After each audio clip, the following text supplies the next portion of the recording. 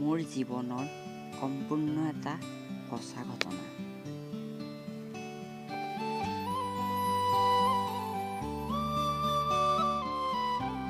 Episode নং 5 Assamese story. পদুম বাঁহীৰ দৰে দুটি নয়ন, মুখৰ মিচিকীয়া হাঁহি মোক বৰকৈ আমনি কৰিছে। এবছৰ আগতে আমি এপিত চিনাকি হৈছিলোঁ। ফটো দেখা নাই যদিও তাইৰ নামটোৱে মোৰ হৃদয় স্পৰ্শ কৰিছিল। নামটো আছিল কুহেলিকা। তাই মোৰ স্পেচিয়েল ফ্ৰেণ্ড হৈ পৰিল। মই তাৰ আগলৈকে কল্পনাই কৰিব পৰা নাছিলোঁ যে মোৰ লগতো কোনোবা ছোৱালীয়ে ফ্ৰেণ্ডশ্বিপ কৰিব। প্ৰথমে আমি এপিত কথা পাতিছিলোঁ। পাছত তাইৰ নাম্বাৰ লৈ হোৱাটছআপত কথা পতা আৰম্ভ কৰিলোঁ। এদিন কথা নাপাতিলে মোৰ ভাল নলগাই হ'ল। আমি সকলো সুখ দুখৰ কথা পাতিব ধৰিলোঁ। তাই সদায় মোৰ দুখৰ সময়ত মোৰ লগত আছিল।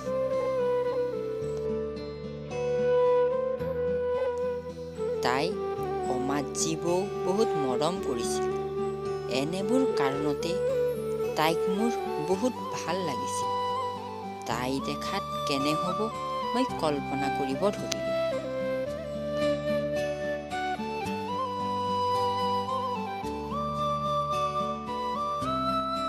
ভাবিছিলোঁ এইবাৰ মোৰ সপোন পূৰণ হ'ব, মানে কাৰোবাক নেদেখাকে GF বনোৱাৰ সপোনটো। কিন্তু হঠাৎ এদিন তাই হোৱাটছআপত ফটো দি দিলে।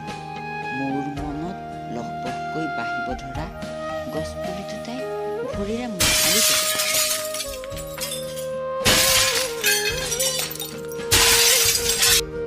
পাছত মই তাইক কথাটো কোৱাত তাই হাঁহিলে।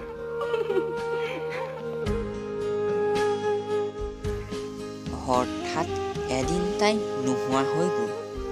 মই মেছেজ দিছোঁ, ৰিপ্লাই নাই। কল কৰিছোঁ, মোবাইল অফ বুলি। মই যে পাগলৰ দৰে হৈ পৰিলোঁ। বহুত দিনৰ পাছত কুহেলিকাই মোক পুনৰ নিউ নাম্বাৰৰ পৰা মেছেজ কৰিলে।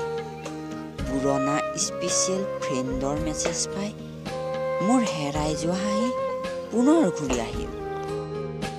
এতিয়া মই বহুত সুখী যে কাঁইটৰ মাজত হ'লেও এপাহ গোলাপ ফুল ফুলে আৰু মানুহৰ দৃষ্টি আকৰ্ষণ কৰিছে।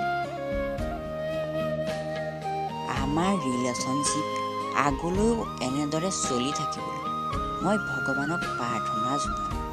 থাকিবানে কুহেলিকা?